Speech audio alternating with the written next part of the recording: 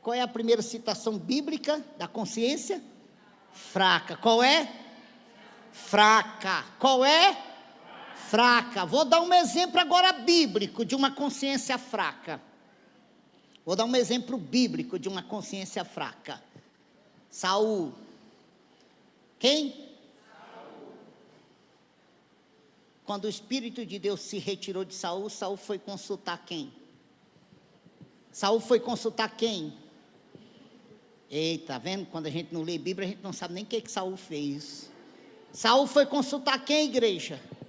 Uma feiticeira, uma medium. Aquelas que faz o demônio ressuscitar no corpo da pessoa, na voz da pessoa. Ele sabia que não podia? Sabia, mas fez. É uma consciência fraca. Sabia, mas... Espera aí. Se ele sabia, ele fez, foi o diabo, não foi não? Foi o diabo que levou ele a fazer isso?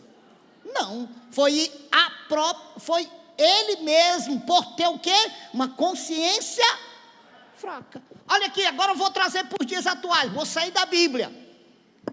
Qual é o resultado de quem fuma desde a infância? Morrer canceroso, irmão. Qual é o resultado de quem bebe? Bebida forte. Qual é o resultado de quem usa droga, irmão? Morrer. Isso é o quê? É o diabo. Sabe, irmão, tudo nosso é jogar culpa no diabo. E isso é por nós não entender o que é o corpo humano e por nós não entender o que é a Bíblia. Consciência fraca. A pessoa sabe que aquilo está matando. Pode comprar, vai na padaria, compra uma carteira de cigarro, você vai ver o que está escrito lá. O que está escrito na carteira? Quem fumou aí e lia. Fumar é prejudicial à saúde. Agora está vindo uma advertência maior. Esse produto pode lhe causar câncer. E mesmo assim, as pessoas compram, botam no bolso e usam. Consciência fraca. Olha o perigo da consciência fraca, igreja. Olha o perigo da consciência fraca. Outro exemplo bíblico. Eu não estou citando versículo para nós ganhar tempo, mas... E até mesmo fazer vocês entenderem que nós precisamos ler Bíblia. Outro perigo bíblico, outro exemplo bíblico. Davi. Quem? Davi. Davi era considerado por Deus o quê? Um homem segundo o coração de Deus. Mas um homem que tinha consciência fraca. Como assim, pastor Paulo? Agora o senhor está me confundindo todo. Ele sabia que Betseba era casada. Mas ele fez o quê? Não, foi o diabo ali, pastor, ali não foi ele não. Ele fez o quê? Mandou trazer ela ao palácio e coabitou com ela. Isso é, e adulterou com ela. E depois que ela chega para ele e diz, olha, eu estou grávida. O que ele fez? Mandou chamar o marido. Olha a importância de nós ler a Bíblia, porque a gente conhece a história. Mandou chamar o marido dela e disse, espera aí, deixa eu resolver esse caso. A consciência fraca, o que é? Deixa eu resolver esse problema. Mandou chamar o marido dela e disse para ele, ó, hoje vai dormir em casa. Vai dormir com a tua esposa. Para que Davi queria que Urias fosse dormir com a sua esposa? Para fugir do adultério. Isso é, para que Urias pudesse entender que o menino era filho, mas Deus não permitiu. Urias, em vez de ir para casa, foi dormir com os soldados. No dia seguinte, Davi ficou sabendo o que Davi fez, mandou chamar Urias. Mas o que houve? Aí Urias disse para ele, mas Senhor, meus amigos, meus irmãos, estão tudo na batalha lá, como posso eu ir para minha casa e dormir com a minha esposa, sabendo que meus amigos soldados estão tudo lá? Não tenho como. Aí Davi então, consciência fraca, olhe bem, não é o diabo, problema nosso é que tudo nós joga culpa no diabo, né? Tudo nós jogamos a culpa no diabo. O diabo me levou, o diabo me forçou. Consciência fraca. Aí Davi escreve uma cartinha por seu general. Coloca Urias na frente da maior batalha, a mais perigosa.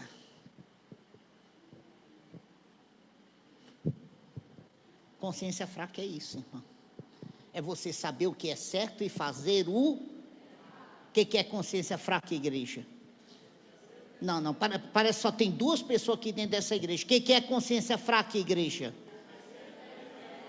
Saber o que é certo e fazer errado. Isso é consciência fraca. Isso não é demônio. Fala aí para a pessoa do lado, não é demônio. Fala aí, não é diabo. Consciência fraca. Consciência fraca é isso. É você saber o que é certo e fazer o errado. Isso é consciência fraca, irmão. Vamos lá. Segundo exemplo de consciência. Não, peraí. 1 Coríntios 8, versículo 12. Por favor, nós precisamos ler isso aqui, é importante. Nós precisamos ler isso aqui.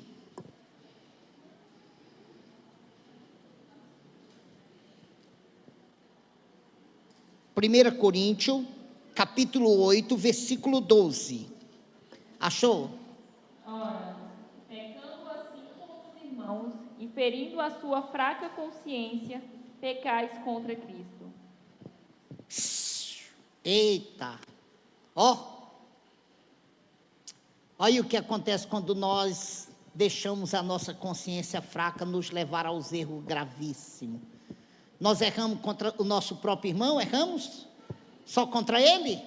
Não, erramos também contra Cristo. Olha Paulo dizendo aí, você não comete um erro só contra aquele irmão, mas você comete um erro contra o próprio Deus.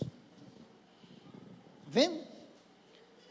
Olha Paulo deixando bem claro que quando nós temos a consciência fraca e defamamos um irmão e falamos mal, ou cometemos erros cientes de que nós não deveríamos ter cometido, nós não pecamos só contra aquele irmão, mas nós pecamos contra o próprio Deus.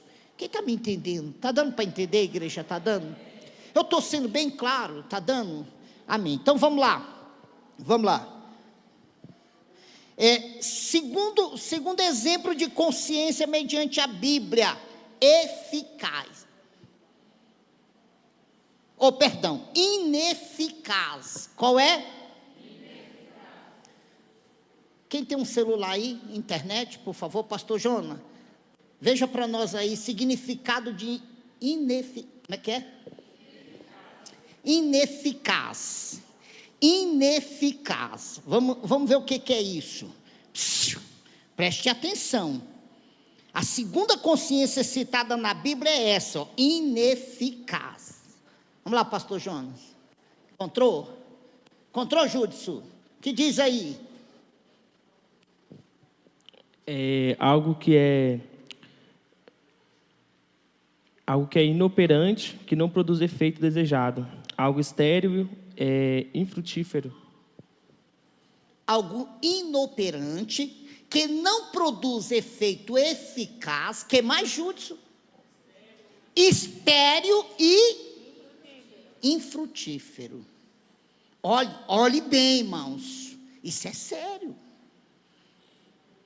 Isso é sério.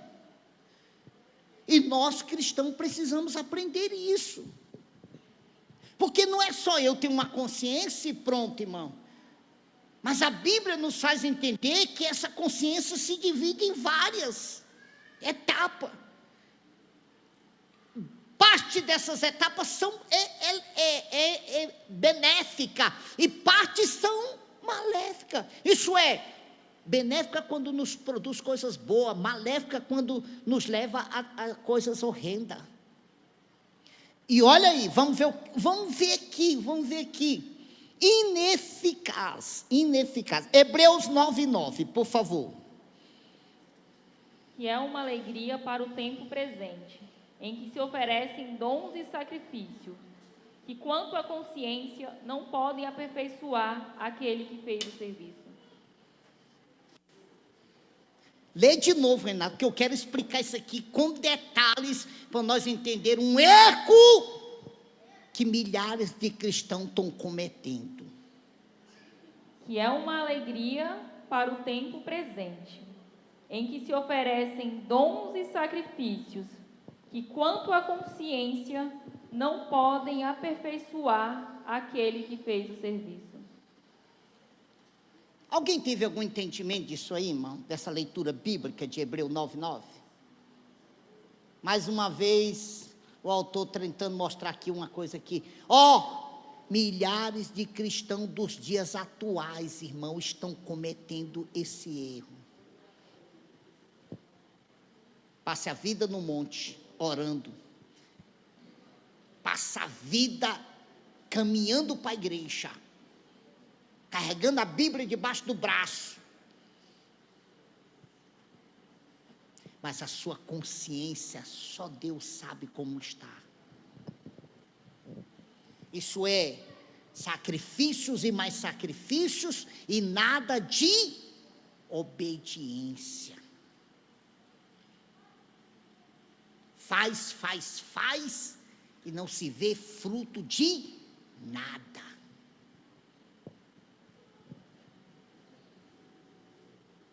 Olha o que a Bíblia nos adverte, irmão, nos erros que muitos de nós estamos cometendo. Nos modulamos o corpo e esquecemos de modular o que precisa ser modulado. Nos assustamos com coisas tão banal, mas não nos assustamos com coisas bárbaras nas nossas vidas. Quem está me entendendo aí? Isso é sério, igreja.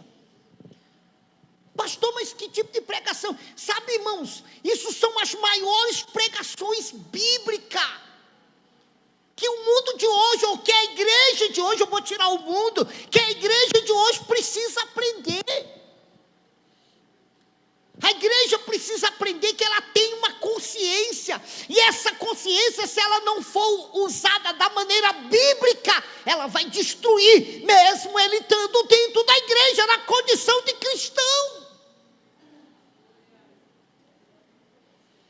Mesmo ele estando dentro da igreja, na condição de cristão. Mas o problema da igreja é o quê? Errou o diabo.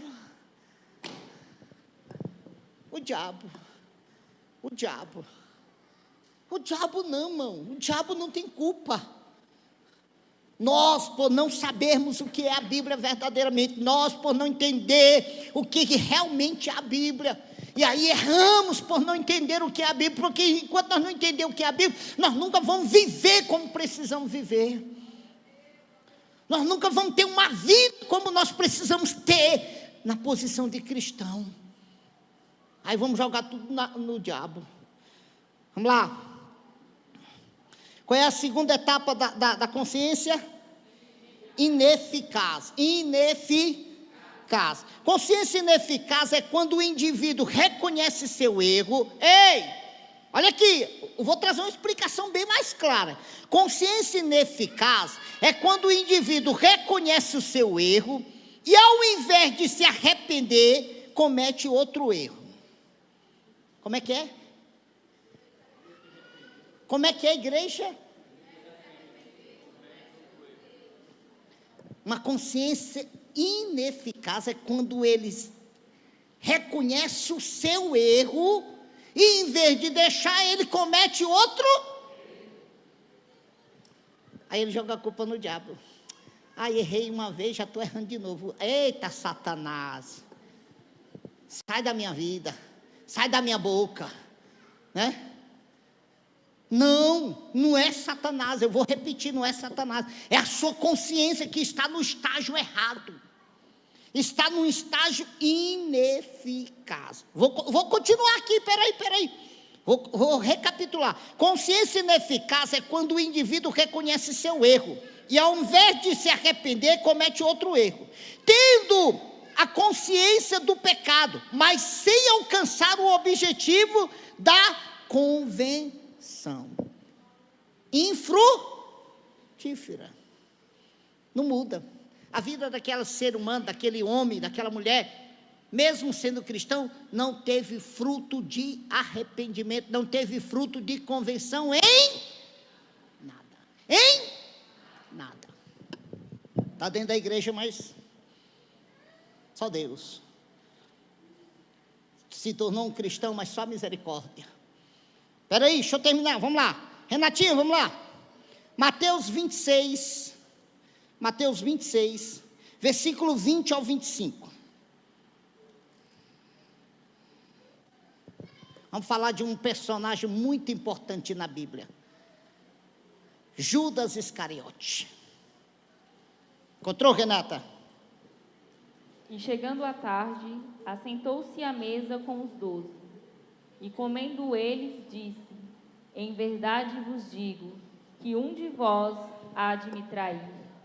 E ele, entristecendo-se muito, começaram cada um a dizer-lhe: Porventura sou eu, Senhor? E ele, respondendo, disse: O que mete comigo a mão no prato, esse há de me trair. Em verdade, o Filho do Homem vai, como acerca daquele que está escrito. Mas ai daquele homem por quem o Filho do Homem é traído. Bom seria para esse homem se não houvera nascido. E respondendo Judas, o que o traía, disse: Porventura sou eu, Rabi? Ele disse: Tu o disseste. Coitado do Judas, né, irmão? Era consciente, sabia que Jesus Cristo era o Filho de Deus, estava avisado do tamanho da punição, cometeu um pecado grave. Qual foi o pecado dele? Entregar Cristo, vender Cristo, vou botar assim para você entender. Mas cometeu um outro pior. Em vez de buscar o perdão, em vez de buscar o arrependimento, ele cometeu um outro pior. Qual foi o outro? Se suicidou. Se suicidou. O segundo pecado de Judas foi pior do que o primeiro, porque o segundo não tinha mais recuperação, o primeiro ainda tinha. Se ele tivesse se arrependido, pedido perdão, ele teria alcançado o perdão. Mas ele, em vez de se arrepender e pedir o perdão, ele se suicida. Comete um pecado pior do que o primeiro. E ele era consciente que o Cristo, que Jesus era o Filho de Deus. Irmãos, isso é sério. Essa área, essa parte da consciência ineficaz é assustadora.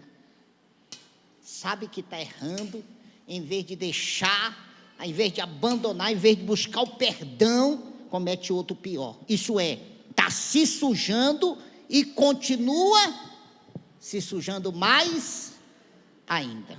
E ainda diz: não, é o diabo. O diabo me levou a isso. E o coitado do diabo está lá, está vendo? Tudo é eu. Está vendo? Ele sabia que não podia, mas fez, e é eu que estou levando ele para aquilo. Está vendo? Eu vou usar, não vou usar a pessoa não, porque se eu usar a pessoa, eu vou botar os lá de fora. Tem crente que o diabo tem até medo dele quando ele chega. Mas não é por causa da unção, não. É porque tudo de errado que ele faz, ele joga a culpa no diabo. Vamos para a terceira parte, senão não vai dar tempo. Terceira parte da consciência corrompida. Qual é? Fala para a pessoa do lado. Terceira etapa da consciência corrompida.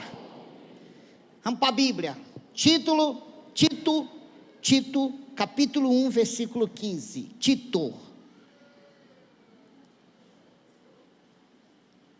Nós vamos falar sobre que parte, que etapa da consciência? Corrompida. Hã?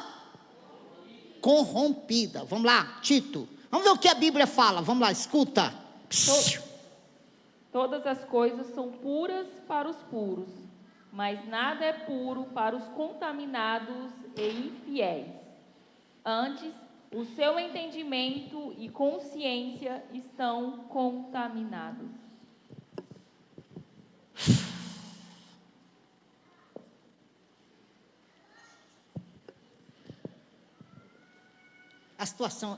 A situação da igreja na face da terra é crítica ou não é? Muito. É crítica. É assustadora. Todas as coisas é puro. Como é que é, Renata? Recapitula aí. Escute, igreja. Todas as coisas são puras para os puros, mas nada é puro para os contaminados e infiéis. Antes, o seu entendimento e consciência estão contaminados. Todas as coisas são puras. Para quem? Para os puros. Todas as coisas são puras para os puros. Todavia, para os impuros e descrentes, nada é puro. Porque toda a mente, como a consciência deles, estão corrompidas. Agora olha aqui. A consciência corrompida distorce as coisas, justifica os erros e põe malícia em tudo que vê. Vou recapitular para você entender o que é uma consciência corrompida. A consciência corrompida distorce as coisas, justifica os erros e põe malícia em tudo que vê. Isso é uma consciência corrompida. Espera aí que tem mais. Quando a pessoa está com a sua consciência corrompida, confunde o que é certo com o que é errado. Ele confunde o que é certo com o que é. Com que palavra? Não tem nada a ver. Não tem nada a ver. Ele está confundindo. Tem a ver e muito, mas ele confunde o certo com o errado. Lá vai. Justificava seus erros através da tradição humana e era malicioso com relação aos outros. Colocava maldade em coisas externas, disfarçava da sua religiosidade para não ter que assumir seu próprio erro. Vamos ver quem era que fazia isso? Olha lá, vou recapitular aqui de novo para nós descobrir quem fazia isso. Justificava seus erros através das tradições humanas e era malicioso com relação aos outros. Colocava maldade em coisas externas, disfarçado na sua religiosidade, para não ter que assumir seus próprios erros. Quem fazia isso? Quem? Os fariseus.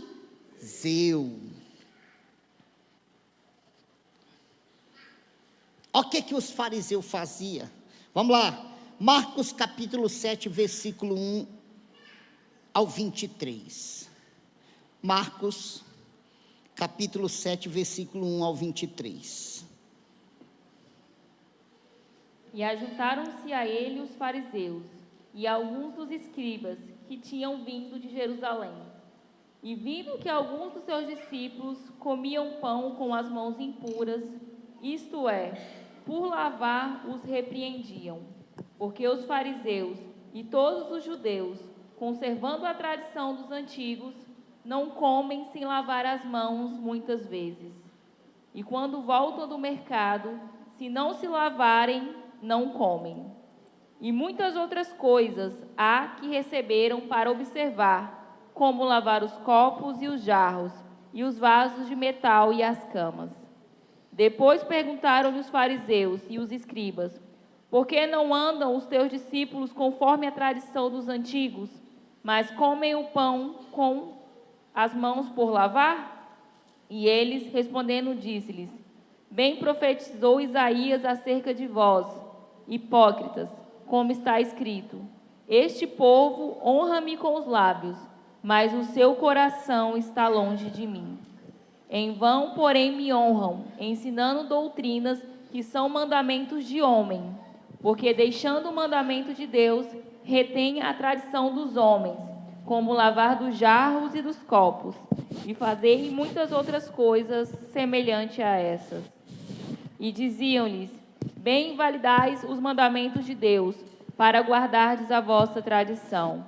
Porque Moisés disse: honra o teu pai e a tua mãe, e quem maldizer o teu pai ou a tua mãe, morrerá de morte.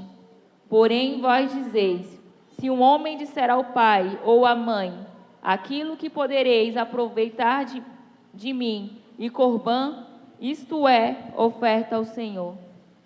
Nada mais lhe deixais fazer, por ser pai ou por ser mãe, invalidando assim a palavra de Deus pela vossa tradição que vos ordenaste. E muitas outras coisas fazeis semelhante a essas. Meu Deus. Meu Deus. Vou tentar explicar isso aqui em poucas palavras. Mas deixa eu só trazer de volta aqui o erro dos fariseus. E Jesus destruiu em um simples ato. E eu vou tentar trazer isso aqui hoje para nós aqui. Ei. Olha o que diz aqui. Justificava seus erros através da tradição humana. Primeiro erro dos fariseus. Eles justificavam os seus erros através da tradição humana. Eles diziam para o povo: ó, vocês não podem roubar. Mas eles diziam: ó, vocês têm que andar desse jeito, têm que se vestir desse jeito. Mas a coisa ia muito mais além. Espera aí, vamos lá. Segundo ato. E era malicioso com relação aos outros. Isso é, eu sou justo, mas aquele ali, cuidado que ele é bandido. Cuidado que ele é ladrão. Mas eu estava pior do que ele. Isso é sério. Espera aí. Colocava maldade em coisas externas. Como assim? Aí, a Bíblia, eu vou usar o termo da Bíblia. Comer aquele milho ou aquele pão com a mão sem lavar. Contamina? Dependendo, não. Eu como lá na chácara direto com a mão suja, estou vivo. Mas quando eu abro a minha boca para falar mal de alguém, contamina muito mais o que sai do que o que entra. Talvez aquele pão que eu como lá na chácara com a mão suja, talvez até me contamine. Mas não tão terrível como aquilo que eu falo. Quem está me entendendo? Então, peraí, vai lá, vamos mais além, peraí. Colocava maldade em coisas externas, despassados na sua religiosidade. Isso, para não ter que assumir seus próprios erros. Aí Jesus, dentro do texto livre, Jesus diz assim, ó: vocês estão errando gravemente, porque vocês estão limpando o externo do copo e deixando o interno sujo. O que Jesus quis ensinar para a igreja, para os cristãos dos dias atuais? Do que adianta você lavar, você se purificar só por fora, se o teu interior está corrompido em várias áreas da tua vida? Do que adianta você ter uma apresentação de um grande homem de Deus ou de uma grande mulher de Deus no externo, se o seu interno está mal, está podre, está horroroso, ao ponto de destruir um irmão, uma irmã, ao ponto de odiar, ao ponto de maltratar, ao ponto de ferir? Era isso que Jesus estava mostrando, o tamanho do erro dos fariseus, através de uma consciência corrompida. Meu Deus, isso é sério, igreja. Vamos para a parte final, senão nós não vamos conseguir. Vamos lá, vamos para a próxima. Essa é dura. Vamos lá, vira para a pessoa do lado. Diga: a próxima etapa: consciência cauterizada.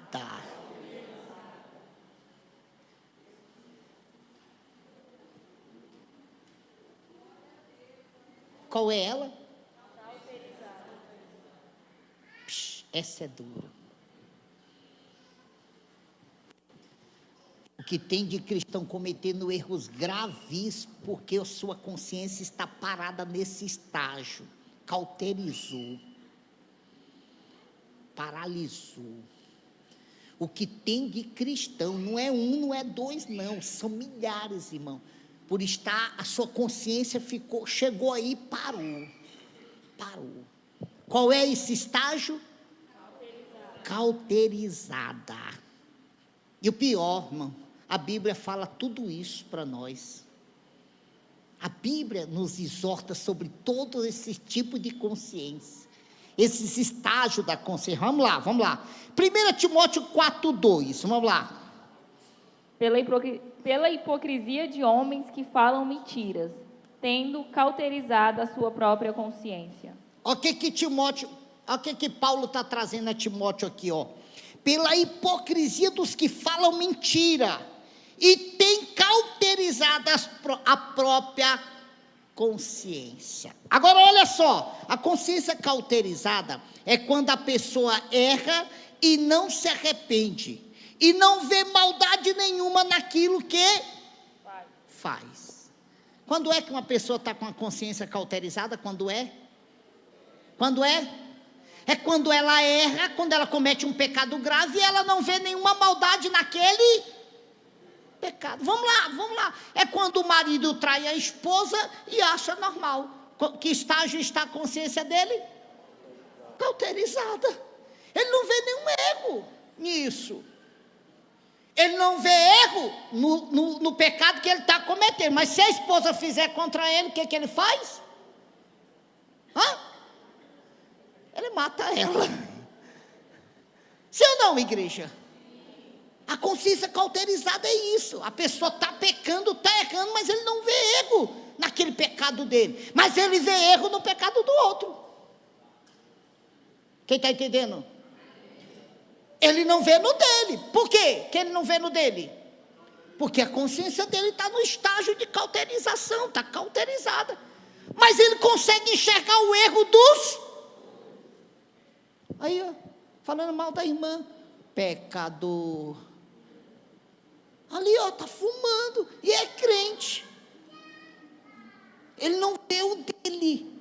A consciência dele está cauterizada ao ponto de não deixar ele enxergar os erros dele.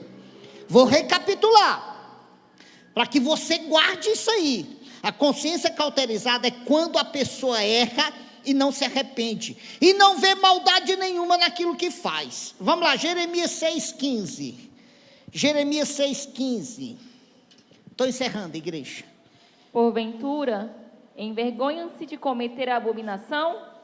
Pelo contrário, de maneira nenhuma se envergonham, nem tampouco sabem que coisa é envergonhar-se. Portanto, cairão entre os que caem, no tempo em que eu os visitar, tropeçarão, diz o Senhor. Olha Deus trazendo o profeta Jeremias para falar sobre o estágio daquela nação por estar com a consciência cauterizada. Aí olha aqui, ó. Pior do que sentir um peso na consciência é não sentir, mesmo estando errado. O apóstolo Paulo diz que viria tempos difíceis e que as pessoas teriam a mente cauterizada. E nós estamos vivendo isso. Nós estamos nesse estágio. As pessoas, boa parte dos cristãos estão vivendo isso. Quer ver? Romanos 2,15. Romanos 2,15. Os quais mostram a obra da lei escrita em seus corações, testificando juntamente a sua consciência e os seus pensamentos, quer acusando-os, quer defendendo-os. Mente cauterizada. Não tem nada a ver, não é um erro. Você quer ver outra coisa, outra passagem bíblica de um ato terrível que levou à morte por estar com a mente cauterizada? Vamos lá, Atos 5, 1 ao 11. Livro de Atos, capítulo 5, 1 ao 11. Mas um certo varão chamado Ananias... Escute. Mas um certo varão chamado Ananias, com Safira, sua mulher, vendeu uma propriedade e reteve parte do preço, sabendo também sua mulher, e levando-a uma parte, a depositou aos pés dos apóstolos. Disse então Pedro: Ananias, por que encheu Satanás o teu coração, para que mentisses ao Espírito Santo e retivesse parte do preço da herdade? Guardando-as, não ficava para ti? E vendida, não está em teu poder? Porque formaste esse desígnio em teu coração. Não mentistes aos homens, mas a Deus. E Ananias, ouvindo essas palavras, caiu e expirou. Tá bom, senão nós vamos perder tempo. Acho que quem lê Bíblia e já leu essa passagem já sabe o resto. Sucedeu a mesma coisa com a sua esposa. Ananias sabia que era errado mentir. E ainda mais indo lá na frente do apóstolo e depositar aquele dinheiro lá. Ele sabia que aquele apóstolo era homem de Deus, tinha um espírito de Deus. E além de tudo, Ananias sabia que o Deus em que ele servia é Deus que tudo e que sabe de... Quem crê aqui que o Deus que nós servimos é onisciente, onipresente e onipotente? Vocês creem mesmo, vocês têm certeza disso, irmão? Tem gente que está esquecendo disso. Tem crente que está esquecendo que o Deus que ele serve é onisciente. O que é onisciente? O que é onisciente, irmãos? Sabe de tudo. Onipresente. O que é onipresente? Está em todos os... E Então, peraí. Vira para a pessoa do lado, por favor. Fala para ele, cuidado. Deus é onisciente, onipresente e onipotente. Para fechar, olha para ele e diz assim, não tem como esconder nada de Deus. Isso é sério, irmãos. Isso é sério. O problema dos cristãos é isso, não sabe o que é a Bíblia, não procura descobrir o que a Bíblia realmente é, e aí estão cometendo os erros gravíssimos, mesmo sabendo que Deus é onisciente, onipresente e onipotente. Ananias sabia disso. Olha o resultado, irmão, olha o resultado de uma consciência cauterizada, morte, vamos para a penúltima, para nós fechar. Eita, essa é boa, essa aqui é boa. Vira para a pessoa do lado, diga assim, consciência boa. Eita, que estágio? Agora pergunta para a pessoa do lado, como é que está a sua consciência? Aí o resto, a resposta é com ele. Eu não sei o que ele vai dizer para você. Mas vamos lá, vamos primeiro ver o que é uma consciência boa. 1 Timóteo 1,19. 1 Timóteo 1,19.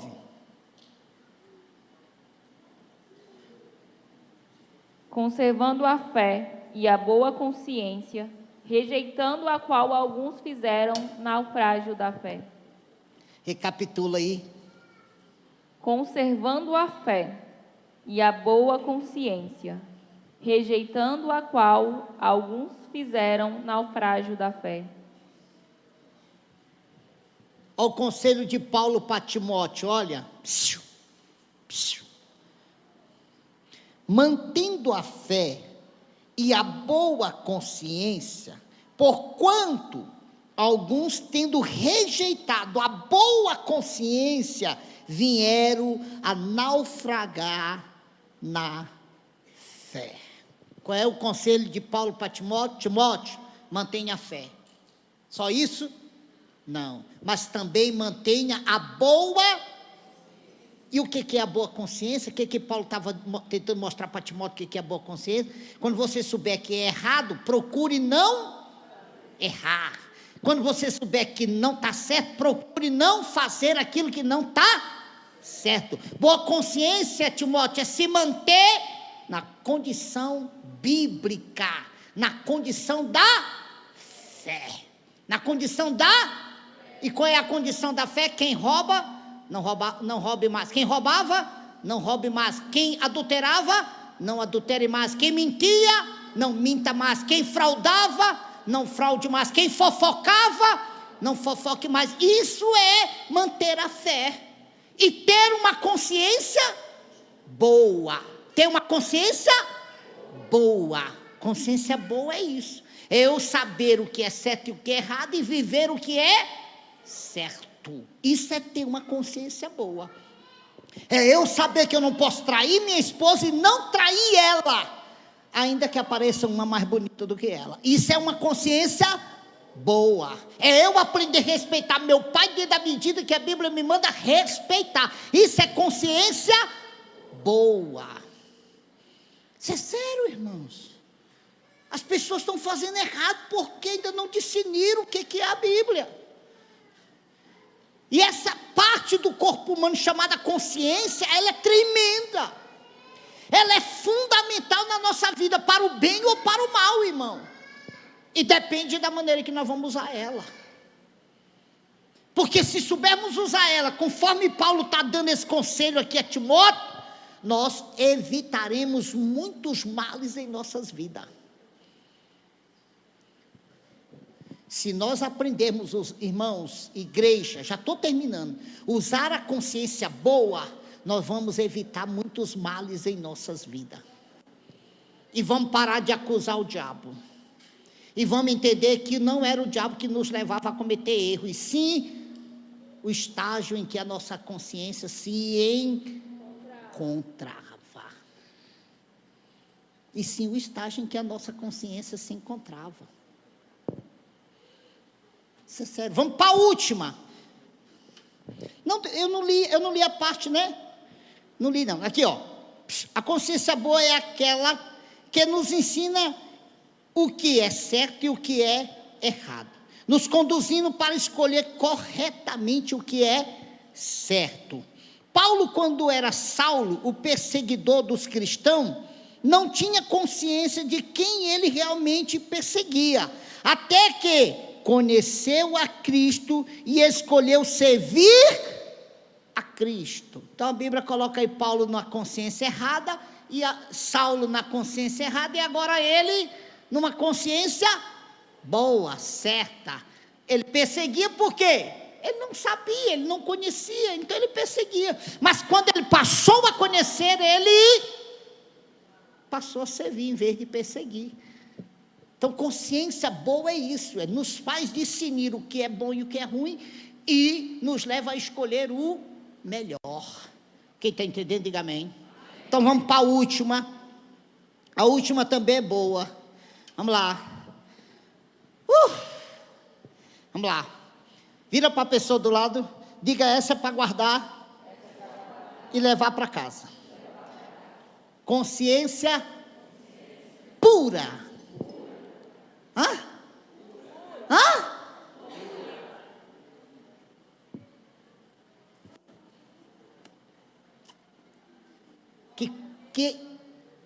Que etapa é, irmão, da consciência?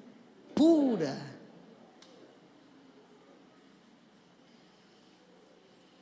Pensou?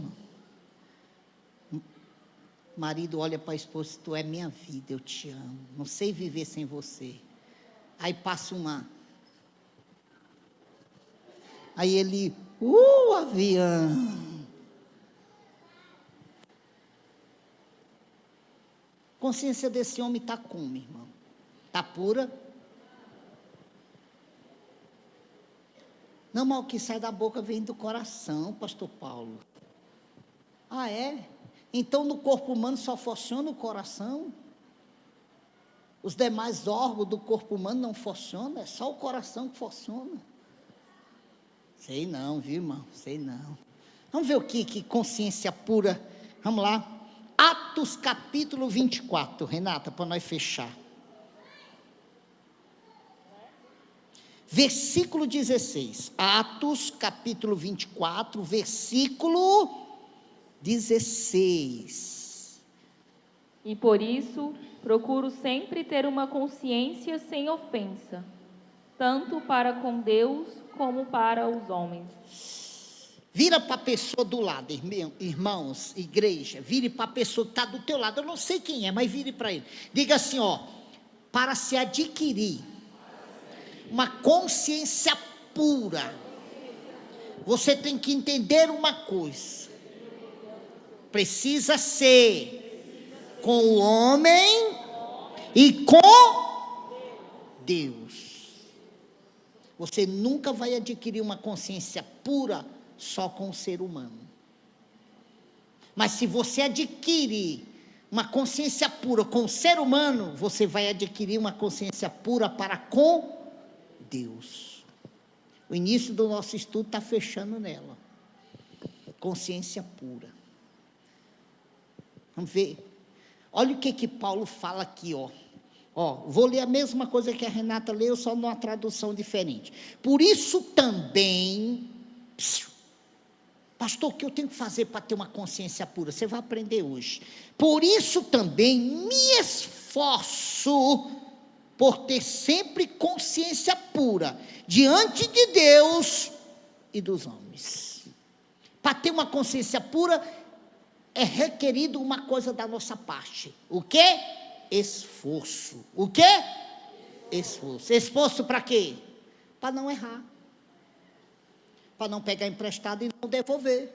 Esforço para cumprir o que é certo. Esforço para quê, igreja? Cumprir o que é. Eu só vou adquirir uma consciência pura se eu colocar em prática o meu esforço. Eu peguei com a missionária a enxada dela emprestada, eu tenho que me esforçar para devolver.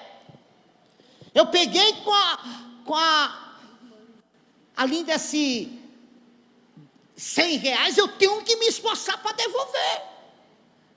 Porque senão eu nunca terei uma consciência pura.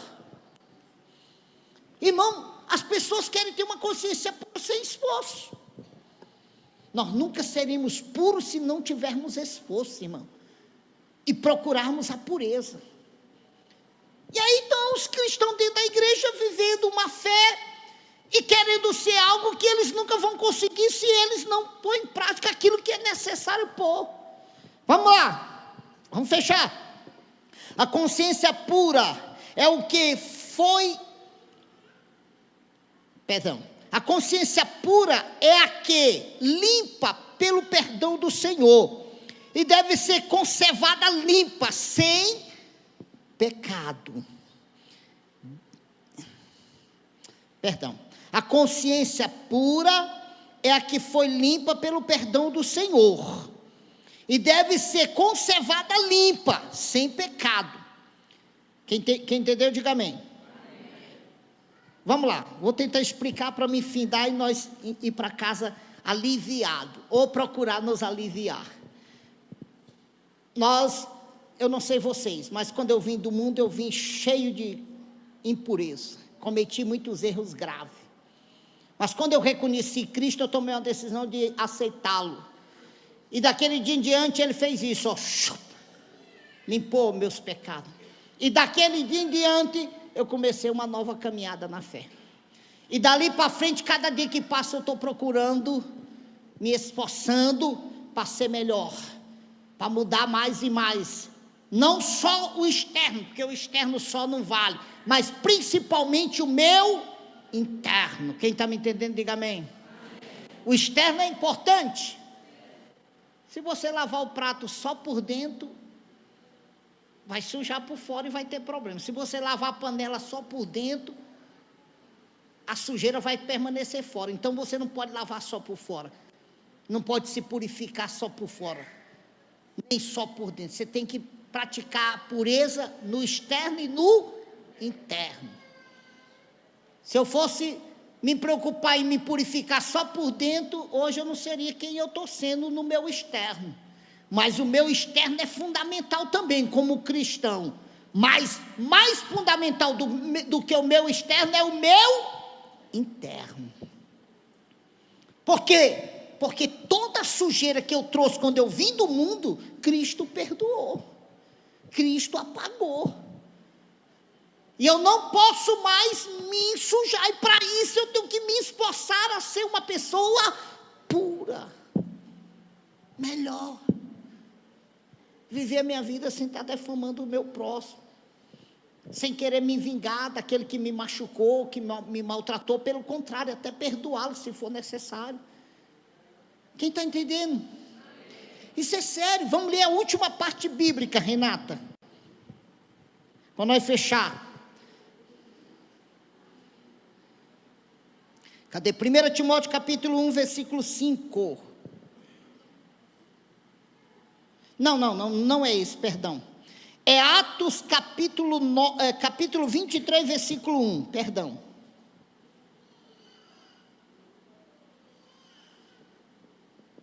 E pondo Paulo os olhos no conselho, disse: varões irmãos, até o dia de hoje tenho andado diante de Deus com toda a boa consciência.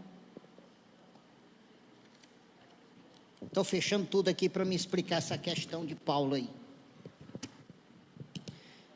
Talvez alguns de vocês nem sabem o que Paulo quis dizer e a quem ele estava dizendo isso.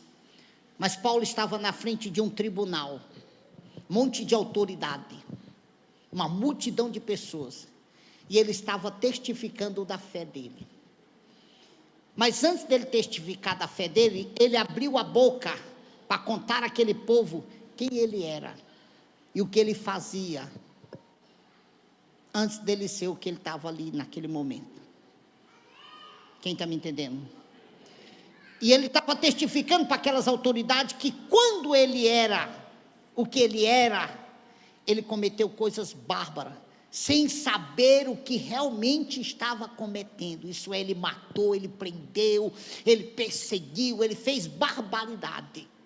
Mas agora, Paulo estava dizendo, agora eu sei quem eu sou. Isso é sério, irmãos. Paulo estava colocando uma condição muito séria, de quando ele cometeu erros gravíssimos, porque ele não tinha consciência com que ele agora tinha, na condição de servo do Senhor, na condição de pregoeiro do Evangelho, na condição de fé, de caminhada da fé. E isso é sério, porque muitos de nós não mudamos em nada. Isso é, estamos dentro da casa de Deus, seguindo uma fé, mas vivendo ainda tudo que nós vivemos na época passada. Com a mente cauterizada, com a mente fraca, com a mente impura, com a mente eficaz, do jeito que nós vimos aí. E tudo não é erro do diabo, não é o diabo que nos leva a fazer isso. Tudo somos nós mesmos. Por questão da nossa consciência. Por questão de quê? Não é o diabo, irmão. Não é o diabo. Somos nós mesmos, irmão. Não é o diabo que faz nós odiar o nosso próximo. Somos nós mesmos. E tudo por questão da nossa consciência. Quem entendeu? Alguém quer questionar alguma coisa? Quer falar alguma coisa? Quer perguntar alguma coisa? Sérgio, você ia falar o quê?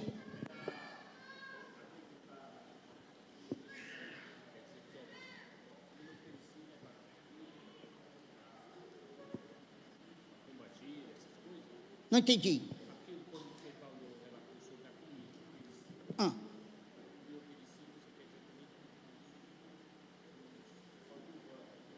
Lógico. O Sérgio está botando uma colocação aqui, que a gente nem citou, mas é uma das coisas que muitos aí fora, por estar com a mente até cauterizada, faz. Eu conheço algumas pessoas que fazem isso.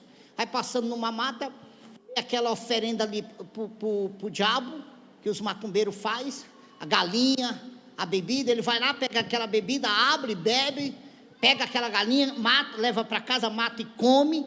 Isso é mal? É ruim? É horroroso. Não só para quem é crente, mas para quem não é crente também. Por quê? Porque ali é uma comida que foi oferecida a quem? Não só a um ídolo, mas ao próprio diabo.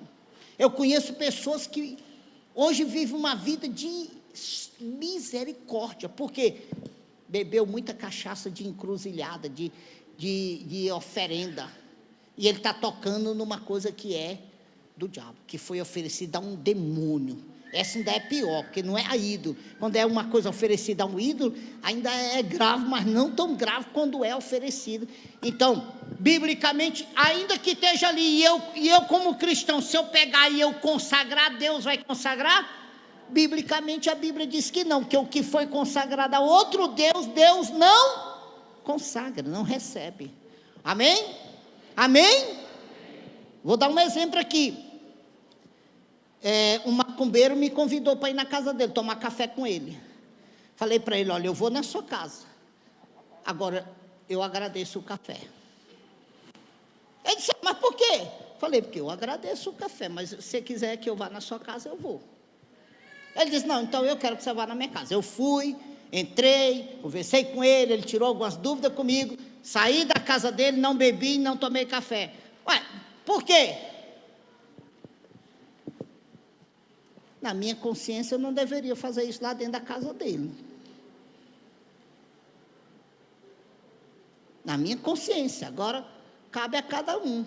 Por quê? Até mesmo porque eu estou no território dele, né? Dentro da casa dele. Eu sei lá o que ele fez com aquele café, né? Com aquele pó, com aquele açúcar, com aquela carne, com aquele arroz, sei lá. Né? Quem conhece o Zé Tatico aqui? Do passado. Zé Tatico do passado, as carretas, antes de ser descarregada, eram oferecidas, sabe o quê? Chuvas de foguete.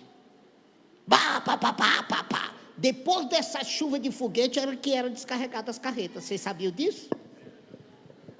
E quem trabalhava lá sabia que o último andar era todo cheio de tudo quanto é tipo de santo, porque ele oferecia os seus materiais, as suas carretas que chegavam ao diabo. Depois que ele se converteu, a primeira coisa que ele destruiu foi isso. E acabou, não se ouve mais em nenhum supermercado do Tatico tiros de foguete. Acabou. Acabou. Pelo contrário, hoje em cada caminhão dele você vê uma frase: Deus é fiel, sim ou não? Mudou, ele entendeu, ele conheceu Cristo, ele entendeu o que é Cristo. Então isso é sério, irmão. O problema da mente cauterizada é isso, é achar que não, que nada vai mudar. E aí vem os danos. Amém? Ficamos em pé para nós agradecer o Papai do Céu por essa noite.